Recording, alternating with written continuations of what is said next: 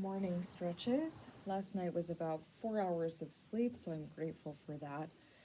Given the physical pain, the cold, the adjustment, and the adaptation to coming back home without proper adaptive equipment for an ambulatory spinal cord injury.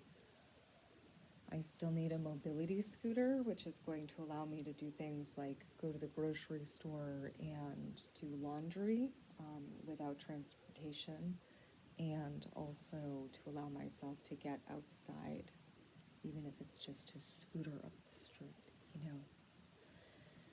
So, where I just had to leave from Belfast, Maine, USA, again, if you remove the psychopaths that put me in so much danger and caused this injury, would be the ideal location, given that there is a therapy pool, a rail trail that I can scooter on, a medical marijuana store, and, well, if they didn't also contribute to the cover up, medical professional close, and also a place that I grew up all my life, the ocean close, the river close, and lots of land for me to feel like I'm connected to nature, a library, a movie theater, all of the things that I love and that would allow me to have quality of life, except for the fact that the psychopath who did these things to me got away with everything and put me in more danger with other psychopaths that are still all there.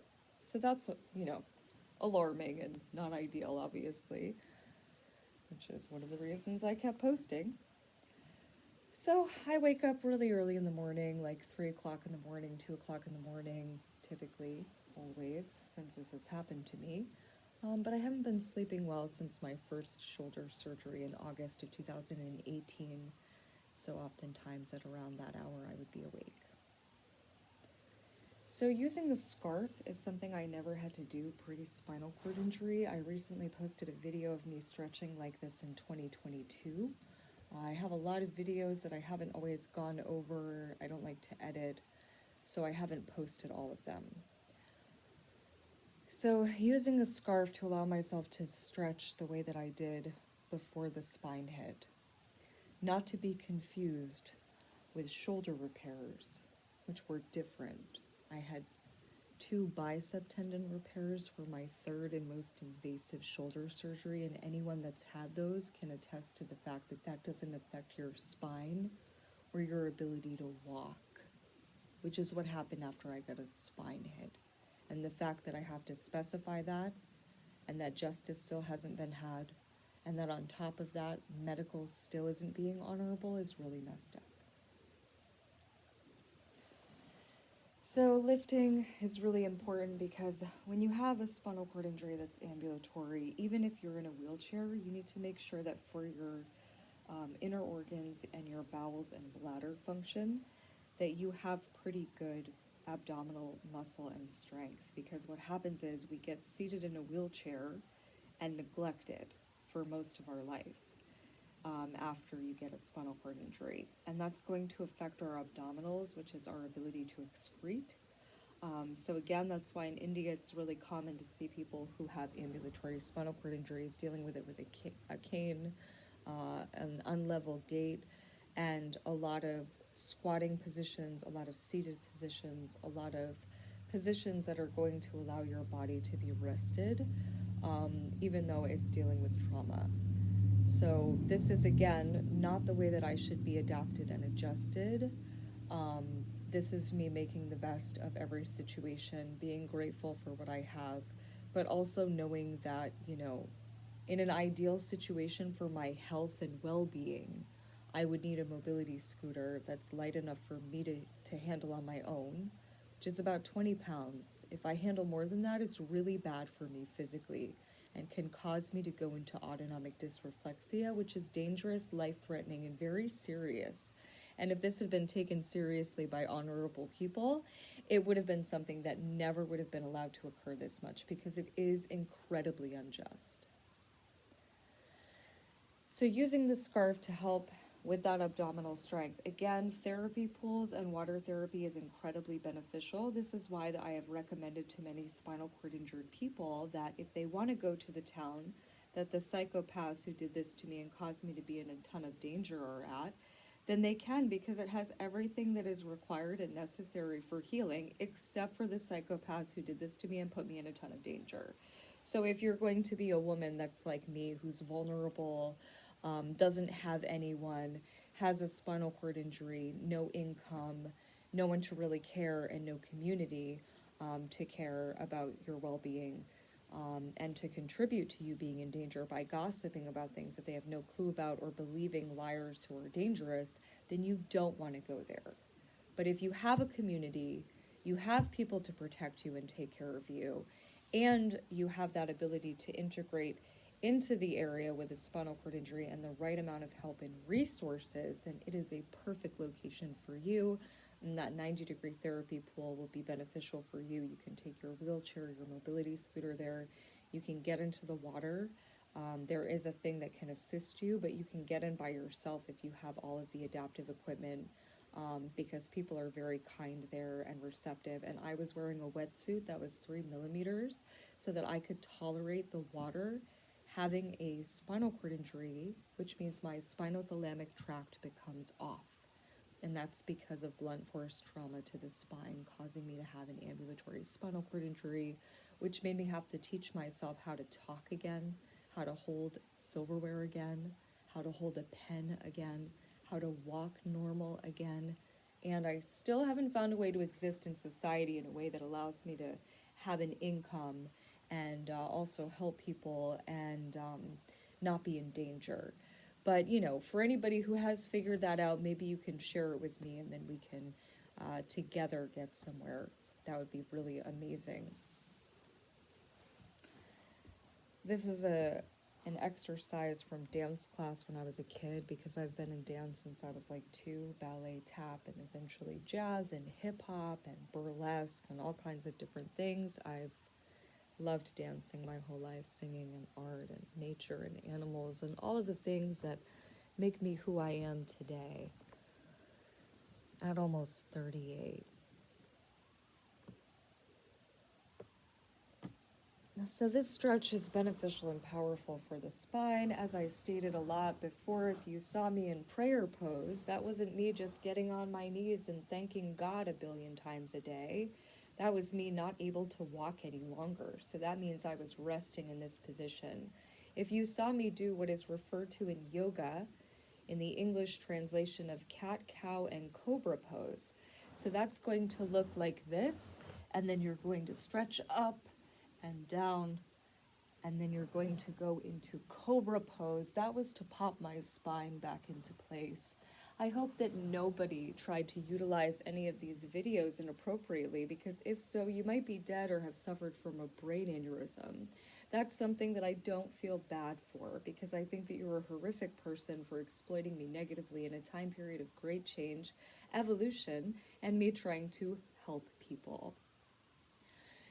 Those postures were helpful for me to pop my spine back into place. If you saw me walking like a T-Rex, a sloth, a pirate, or strangely, it's because I have a spinal cord injury caused by blunt force trauma to the spine, and the only thing I've used is medical marijuana, other than 4 weeks of gabapentin in October, November of 2020, in which I did not like the effects of. But if you have a good time with the effects of that pharmaceutical and it's not habit forming for you, awesome, do you. It was given to me for thoracolumbar radiculopathy, which means body numbness on the right side of my body after a thoracolumbar spine hit. Not to be confused with diabetic neuropathy. If you misled people into believing that, you're really fucking horrible.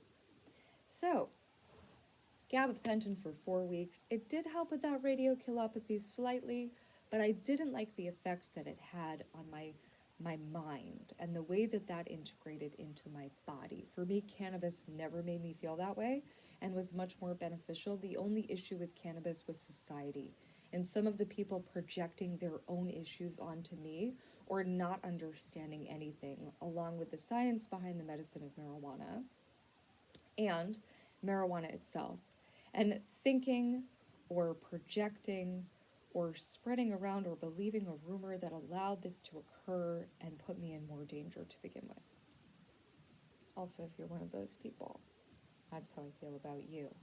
Because you slowed up progress for more than just yourself and more than just me, but for the world. So that makes you a pretty horrible individual. Hopefully you're starting to habanero now. I can do the same physical postures standing still that I could do pre-spine hit now, because I have worked those muscles and worked hard at staying ambulatory, which has benefited me in some ways, except for the fact that it hasn't allowed me to prevent autonomic dysreflexia so many times that it is life detrimental to me at this time. 7 times I have died from autonomic dysreflexia. That is a number that is not bad luck to anyone who isn't overly superstitious or vain. The only people who believe that 7 is unlucky are bad people. And the only people that believe that 7 is unlucky if you break a mirror are vain people who think that a crack in the mirror is somehow going to change what they actually seem like as a human being. So don't get confused by all of these superstitions, gossip, drama, and rumors that cause great chaos in people's life beyond just what they think is possible, because they don't understand how that gossip and rumors can affect entire continents of people, along with the entire world in sometimes. Habanero Earth, you can do it. So, anyway, once more, I have died from autonomic dysreflexia 7 times, and almost 8 or 9, but those 8th and 9th times, I was able to understand what my body was doing, because in January of 2022, I realized what autonomic dysreflexia was by advocating for myself and doing what was right for me, making sure that no matter what it did to my financial status, well-being, or how much danger it put me in, I stayed advocating for me because I'm in my body, I know myself, and all of these complications occurred directly after I was hit in the spine with a chair by a 6', 230-pound man who was my ex-fiance. So it wasn't confusing for me because I experienced it, went through it, died from it, and continued living despite all the bullshit that's occurred since. So pardon me if I'm incredibly annoyed with the people that stopped up progress for spinal cord injured people or anyone else I've been trying to help in this time period. You are truly horrific if you got in the way of that in this time period. So this is for you.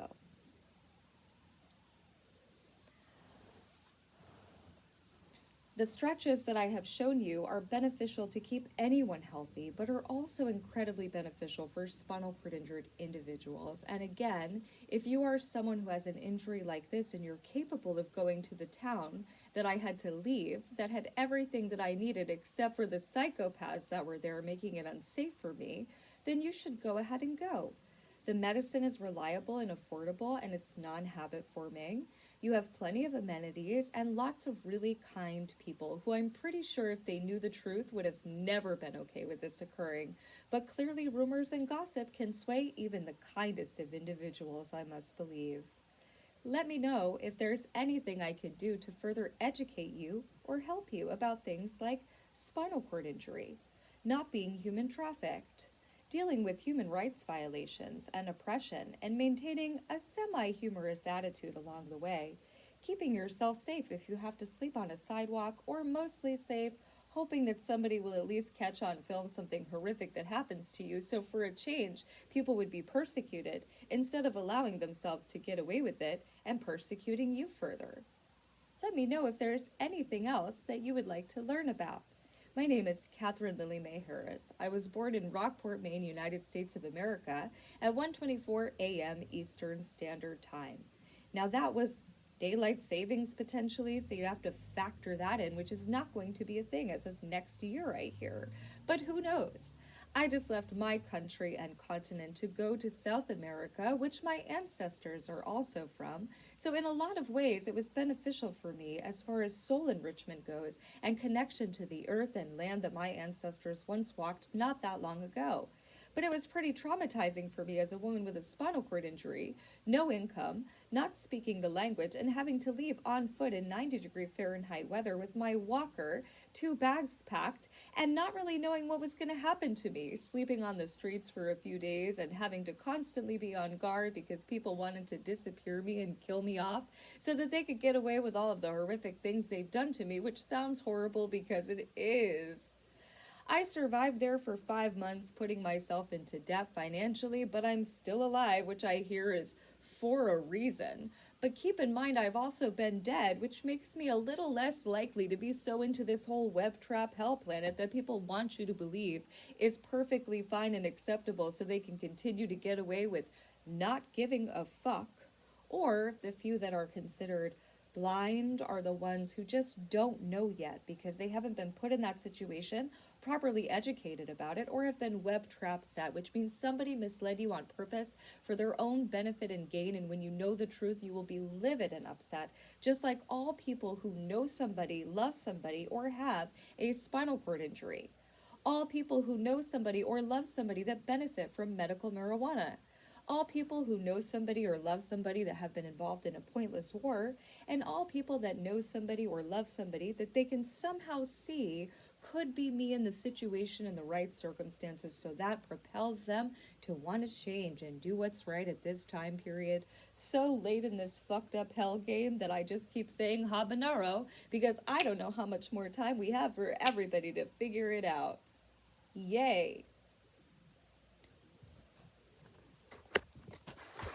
Now, as I like to make lots of song references in this time period where I'm trying to help people while also not be completely annoyed at having to exist on this planet, given what just occurred to me, Michael Franti and Spearhead, a very amazing, influential band that I have really enjoyed listening to.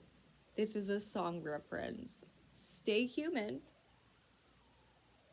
If you notice that I have irregular speech patterns now, it is because I took a blow to the spine by a metal-bottomed chair that, given the dimensions, could support the weight of somebody up to 300 to 350 pounds. But the fact that it was made in a smaller dimension made people think that somehow that metal-bottomed chair was not a huge deal to my spine, but don't you know it caused me to die and lose consciousness? And then caused me to have a spinal cord injury that caused me to be dead more than once. So it should be incredibly disturbing to people. And yet somehow the psychopath who did it to me got away with it. And everybody who helped him also. Pretty messed up. I'm going to continue to post things that make me very unpopular with the people who feel guilty that they didn't care or directly had something to do with it happening to me, because I'm going to make sure that even people like their children know about the dangers of actual reality so that they never end up in a situation like I've been in my life, because it's beyond unacceptable, inexcusable, and if it was happening to you or someone you loved, you wouldn't be okay with it. So, while it makes me incredibly unpopular and continues to place me in danger because people don't really care or their guilt is causing them to be continuously turning a blind eye away from everything, I'm going to keep on posting and I'm going to keep on speaking up, because even if it saves one person, it's been worth it. But when I'm trying to prevent things like major world wars and people just don't want to see or understand that, I'm going to get extra annoyed, and I'd rather be seen as crazy by idiots that haven't habaneroed yet than not do this for the benefit of the people who deserve to have a peaceful life, which is everyone walking the earth with good intentions or no intentions. Let's be clear.